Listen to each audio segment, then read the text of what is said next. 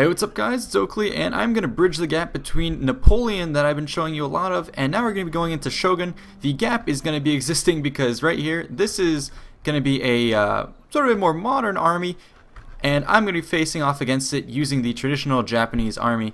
So, well, maybe not necessarily traditional, but at least traditional in the era where people were actually using Ashigaru armed peasants in their forces. So not entirely accurate in the Last Samurai during that time period where they kind of pitted muskets against sword. During that time period, actually, the Japanese had been using muskets for several hundred years at that point. Many of the armies were fielded by peasants who were familiar with guns at that point. Guns had been around in Japan for a while, so that movie is a little bit misleading, but I think the general face-off between different approaches to warfare are going to be a little bit more evident in this battle. Anyways, it's going to be underway on this battle, which has a nice river in here. I do love Shogun 2's maps. They're perhaps my favorite for multiplayer in all of the Total War series. They're too much fun, they're very well balanced, and all have interesting geometry and stuff to them. So the initial engagement is going to be right here. I know that I have to pick off his forces using archers and cavalry. That's the main way you're going to be taking out opposing forces. So what I did, position my guys in here. These are going to be my bow cavalry. I do have a couple of veterans of these in my force. Additionally, I sent in some more archers in here. Bow warrior monks. I brought those guys for their extreme range. So those guys are going to be helping me to pick off these forces. You can see they do have a very nice range here. He's going to get some shots off against some of my guys. Tosa rifles have very excellent range. I wasn't actually as sure how far they'd be able to shoot, so I do retreat right there. But yeah, my volleys are coming in, and line of fire, yeah, you can hear that, picking off men here and there. Line of fire, he's not going to have very good shots. Even if he does engage, look at all the woods he has to shoot through. So the main engagement is going to be, as I said, in the center here. I'm going to decide to try and push and take this workshop and also this position here. I've placed my bow cav behind the hill, hoping to get some shots off, although a little bit of my forces are exposed here. Now he's getting shots off. I'm going to pull up my cav because they are a little bit larger targets and let my bow warrior monks take the bulk of the fire. And you can see, yeah, he's taking almost no damage, and my arrows still go through the woods. So 30 of his men have been lost to 2 of my guys. Every single volley of mine is going to be doing good amounts of damage. I move these guys here to try and get some shots off. Now he's going to cross the river, put the pressure on. I do have hidden forces here on this wing. They're going to be deployed to get the flank of these guys. Over here, I see his forces are moving up. I was able to get some initial shots off, killed about 5 guys with these men. Every volley is picking off more and more of him, although now, yeah, those Black Bear infantry are taking their toll on my guys, so I'm going to pull them back in the near future. These bows are going to move up to help cover that. In the center, his forces are routing. Right here, I decide that I'm going to split these forces. When you're facing against these types of units, you don't want to charge straight at them. So these guys are going to charge forward just to draw fire, allow these guys to charge from the side. And then I'm going to pull them back. Charging too far would just expose them to these guys. They would lose a lot of men. I move up these bow Ashigaru to do some damage to these guys as they deploy. Then I'm going to put 2 cavalry guys on this flank to try and oppose my opponent. However, he does have a couple tricks up his sleeves. 2 hidden cavalry units here, and you'll see shortly 2 hidden cavs over there. So he was anticipating this attack, and these Imperial Guard cav can shoot while on the move, so that's a lot of damage against my guys. There he goes. Light cavalry were destroyed, but I was able to kill about 40 or so of these men, so I think that was a worthy trade for exposing his cavalry. And what I'm going to be doing is repositioning my guys here.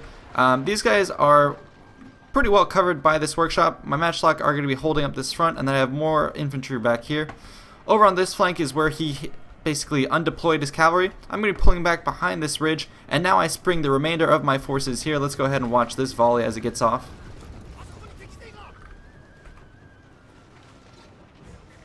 So they're going to form up, and now they're going to get their bows right at these guys cresting the hill. They didn't know what they're charging at.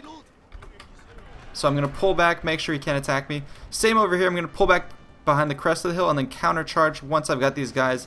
Yeah, and actually this is going to be a noble attack from my outnumbered bow cav, but it's going to be enough to tie them down, charge around with these guys. Over here I'm going to constantly pull my forces back and try and get more shots. Light cav in the force is going to come, pull back and attack these guys before I believe they can even get a volley off.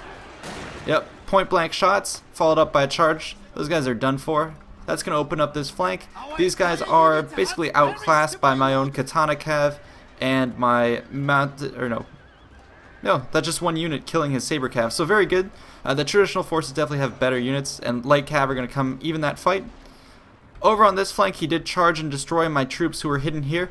However, it does put these guys sort of in the line of fire of my units here. Let's go ahead and watch.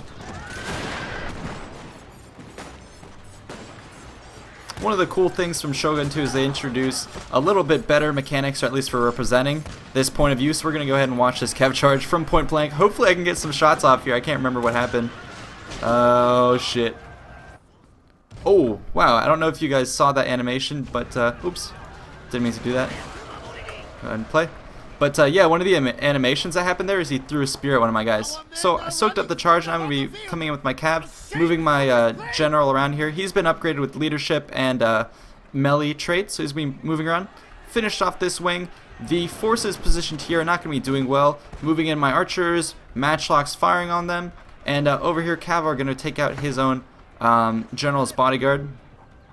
Although he does, yeah, wipe out basically half of these guys in the initial charge. So I'm going to leave these guys to tangle with them.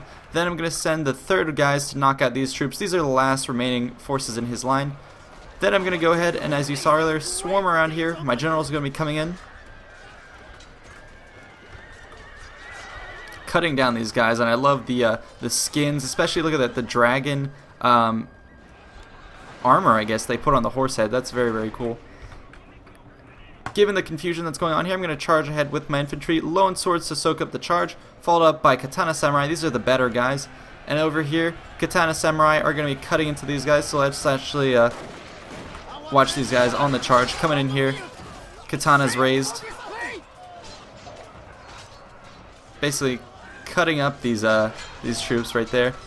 I love the animations in this game. It's so epic, especially against the swords. But yeah, then I'm going to charge back in here, finish off his general, and that's going to be essentially that's it for his army.